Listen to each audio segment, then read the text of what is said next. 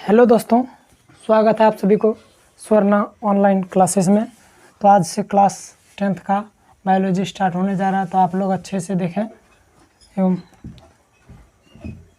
और board exam काफ़ी नज़दीक है, तो आप लोग इसे अच्छे से देखें और लाइक शेयर सब्सक्राइब कमेंट करना ना भूलें, ठीक है, क्योंकि आप लोगों के लिए बहुत ही महत्वपूर्ण है। तो आज जो है देखना हमें बायोलॉजी में चैप्टर फर्स्ट जैव प्रक्रम यानी पोषण। क्या देखना है? जैव प्रक्रम यानी जीवों में पोषण, ठीक है, यानी जीवन जो यापन होता है, जीवन जो चलन होता है वो किस प्रकार से होता है, ठीक है, जीवों में पोषण किस प्रकार से होता है वो देखना है, ठीक है। तो ये भारतीय भवन का किताब है, ठीक है, इसी से मैं पढ़ाने जा रहा हूँ, तो आप लोग इसे अच्छे से समझिएगा, ठीक है। तो देखिए यहाँ पर आप लोग अच्छे से समझिएगा। पोषण एवं जैव प्रक्रमों को समझने के लिए यह आवश्यक है कि हम पहले सजीव एवं निर्जीव के बीच अंतरों को जानें। यानी पोषण के बारे में अध्ययन करने से पहले हमें यह जानना जरूरी है कि सजीव और निर्जीव में अंतर का पहचान करना है, ठीक है। क्या करना? सजीव एवं निर्जीव के बीच अंतर पहचान करना, ठीक है। तो क्या पोषण एवं अन्य जैव प्रक्रमों को समझने के लिए यह आवश्यक होना जरूरी है कि हम सजीव और निर्जीव में अंतर जान लें, ठीक है। उसके बाद क्या कहता है कि हम अपने चारों ओर गौर से देखें तो हमें विभिन्न प्रकार की वस्तुएं दिखाई देते हैं, ठीक है। अगर हम गौर से अपने चारों बगल देखें तो हमें बहुत सारे वस्तुएं चीज़ें देखने को मिलती हैं, ठीक है। तो कौन कौन सी चीज़ें देखने को मिलती हैं? जैसे आकाश, पहाड़, पौधे, जानवर, मकान, ज़मीन, चिड़िया, कीड़े मकोड़े आदि दिखाई पड़ेंगे, ठीक है। क्या क्या दिखाई पड़ेंगे? बहुत सारे चीज़, आकाश, पहाड़, पौधे, जानवर, मकान, ज़मीन, जो भी ईंट छड़ जो भी देखने को मिलेंगे वो सारे क्या पदार्थ हो। अब इनमें से जो कुछ है तो कुछ सजीव है, कुछ निर्जीव है। तो इनमें से जो कुछ है जैसे आकाश, पहाड़, मकान एवं ज़मीन, ये सारे क्या है? निर्जीव है, ठीक है, इनमें कोई जीव नहीं है। उसके बाद जबकि पौधे, जानवर, चिड़िया एवं कीड़े मकोड़े क्या है? सजीव है, ओके। उसके बाद क्या है? सभी जीवधारियों में जीवन की एक निश्चित व्यवस्था रहती है।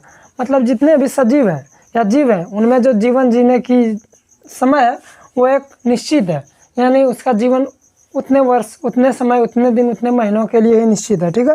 थोड़ा कम ज़्यादा हो सकता है, उससे कोई फर्क नहीं पड़ता है। आगे देखिए,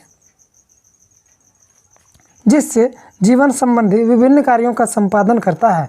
जो जीवन काल होता है उससे जो विभिन्न कार्य में संपादन करता है, क्या? जीवन संबंधी कार्य जितने भी होते हैं वो सभी संपादन करता है, ठीक है, यानी संचालन करता है। उसके बाद देखिए, जीवों में संपन्न होने वाली इन जैविक प्रक्रियाओं से हमें पता चलता है कि वो सजीव है। अगर जीव में इस प्रकार की अगर प्रक्रिया संपन्न हो रही है तो इससे हमें क्या देखने को मिलता है कि वह जो है क्या है? वह सजीव है, ठीक है। अगर उनमें क्रियाकलाप हो रहा तो क्या है? सजीव है, ठीक है। उदाहरण के तौर पर उड़ती हुई चिड़ियाँ, दौड़ते हुए जानवर या सोए हुए जीवों के श्वसन से शरीर में होने वाली गतियाँ आदि के अवलोकन से यह ज्ञात होता है कि ये सभी सजीव प्राणी हैं। जैसे उड़ती हुई चिड़ियाँ, दौड़ते हुए जानवर, सोते हुए जीव, इससे हमें क्या पता चलता है? उसमें श्वसन हो रहा है या होने वाली गतियाँ जितनी भी है उसका अवलोकन से क्या होता है? उसके अवलोकन से ज्ञात होता है कि ये क्या है? सजीव प्राणी है, ठीक है। उसके बाद देखिए आगे, पौधे भी समय के साथ साथ एक छोटे बीज से बड़े वृक्ष में परिणत हो जाते हैं। अब देखिए आगे क्या कहता है, पौधे भी समय के साथ साथ एक छोटे बीज से बड़े सा पेड़ का निर्माण ले लेता है। जैसे कि उदाहरण के तौर पर आम का जो बीज छोटा सा होता है लेकिन वो कुछ साल में, कुछ क्षण में क्या हो जाता है? बहुत बड़ा हो जाता है, उदाहरण के तौर पर, ठीक है, यानी बड़े वृक्ष में परिणत, यानी बदली हो गई, ठीक है। परिणत मतलब क्या? वो बदली हो गई, ठीक है। उसके बाद इस प्रकार जीवों में विभिन्न प्रकार की गतियाँ दिखाई पड़ती है। क्या पड़ती है? इस प्रकार जीवों में विभिन्न प्रकार की गतियाँ, ठीक है। वो बड़ा हुआ, उसमें श्वसन हुआ, उसका पत्ता झड़ गया, फिर नया पत्ता है, इससे क्या हुआ? सारी गतियों का अवलोकन हुआ, ठीक है। सारी उसका जो गति हुआ वो दिखाई दे दिया, ठीक है। लेकिन बहुत से ऐसे जीव भी होते हैं जिनमें वृद्धि, श्वसन आदि से संबंधित गतियाँ परिलक्षित नहीं होते। बहुत सारे ऐसे जीव हैं जिसमें आपको पता नहीं चलेगा कि उसमें श्वसन हो रहा है या नहीं हो रहा है, वो चल रहा है या नहीं चल रहा है, इसमें आपको पता नहीं चलेगा, लेकिन वो क्या है, सजीव है। ठीक है, अब आगे देखिए, आगे क्या है, जीवों में पाई जाने वाली गतियाँ वस्तुतः आणविक स्तर पर होती हैं जो दिखाई नहीं देती हैं। ठीक है, जीवों में पाई जाने वाली गतियाँ जो क्या होता है, वह आणविक स्तर पर होती है। ठीक है, जो दिखाई नहीं देती है, जैसे श्वसन, आपको पता तो नहीं चलेगा कि वो श्वसन कर रहा है। ठीक है, उसके बाद देखिए आगे, इसके अभाव में ही विषाणु या वायरस को सजीव वर्ग में तब तक नहीं रखा जाता जब तक ये किसी जीवित कोशिका को संक्रमित कर आणविक गति नहीं दर्शाते हैं।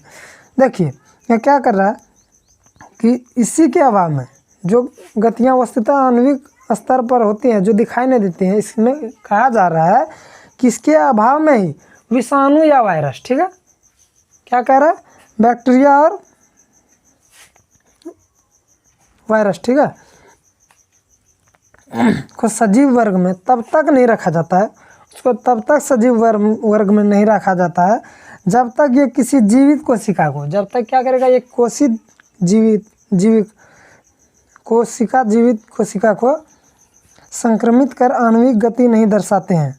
यानी उनको संक्रमित करके, यानी उसको बीमारी मतलब प्रदान करके जब तक ये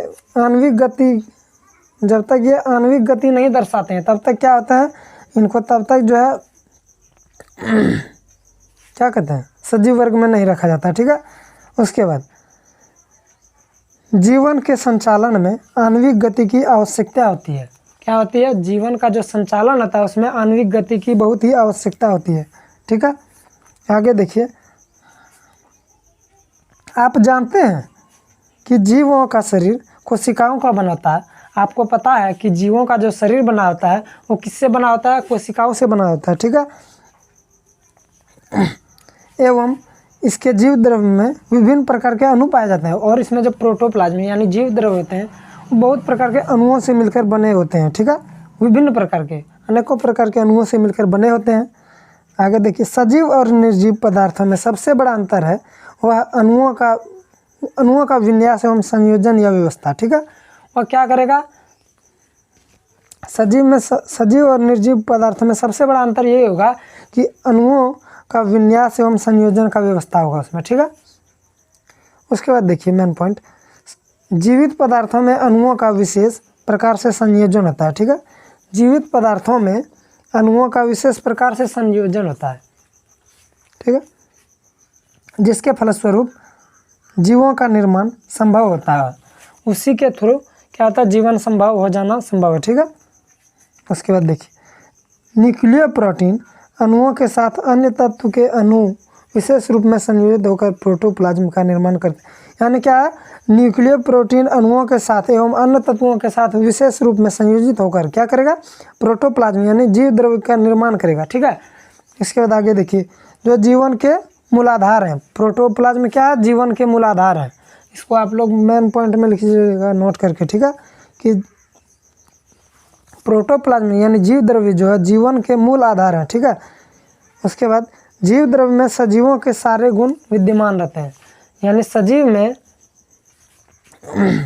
नहीं, जीव द्रव्य में सजीवों के सारे गुण विद्यमान रहते हैं। ठीक है, जो जीव द्रव्य होगा उसमें सजीव के सारे गुण विद्यमान रहेंगे, प्रेजेंट रहेंगे। इसमें उपस्थित विभिन्न अणुओं की इसी विशेष व्यवस्था एवं गति को आणविक गति कहते हैं। क्या कहते हैं, इसमें उपस्थित विभिन्न अणुओं की इसी विशेष व्यवस्था एवं गति को क्या कहते हैं, आणविक गति। यानी इसमें उपस्थित जो विभिन्न अणुओं की इसी विशेष व्यवस्था एवं गति को आणविक गति कहते हैं। समझा, जिसका निर्जीवों में अभाव रहता है। यानी निर्जीव में क्या रहेगा, ये सब नहीं पाया जाएगा, यानी इसमें उसमें नहीं रहेगा उपस्थित। अब आज का क्लास जो है इतना तक ही रहने देते हैं, कल देखना है कि सजीव वस्तुएं एवं जैव प्रक्रम। ठीक है, थोड़ा सा इसको समझ लीजिए। अब इसको लिख लीजिएगा।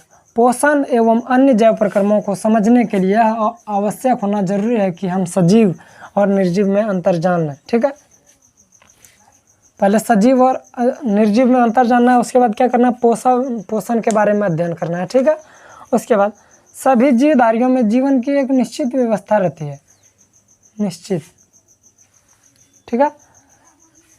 उसके बाद देखिए, जीवों में संपन्न होने वाली इन जैविक प्रक्रियाओं से हमें पता चलता है कि वे सजीव हैं।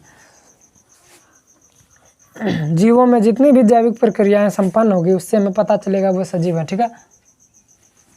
उसके बाद जीवों में पाई जाने वाली गतियां वस्तुतः आणविक स्तर पर होती हैं, जो दिखाई नहीं देती है, ठीक है। जीवों में होने वाली सभी गतियां वस्तुतः आणविक स्तर पर यानी अणु के द्वारा बनी होती है, जो दिखाई नहीं देती है, ठीक है। उसके बाद जीवन के संचालन में आणविक गति आवश्यक है, यानी जीवन के सजीव में जीवन के संचालन के लिए आणविक गति बहुत ही आवश्यक है, बहुत ही इंपॉर्टेंट है, ठीक है। उसके बाद देखिए, जीवित पदार्थों में अणुओं का विशेष प्रकार से संयोजन होता है, ठीक है। जीवित पदार्थों में अणुओं का विशेष प्रकार से संयोजन होता है। उसके बाद जीव द्रव्य में सजीवों के सारे गुण विद्यमान रहते हैं, ठीक है। जीव द्रव्य में सजीवों के सारे गुण विद्यमान रहते हैं। तो आज का क्लास इतना तक ही रहने देते हैं, कल फिर से देखते हैं आगे, ठीक है ना। Thank you.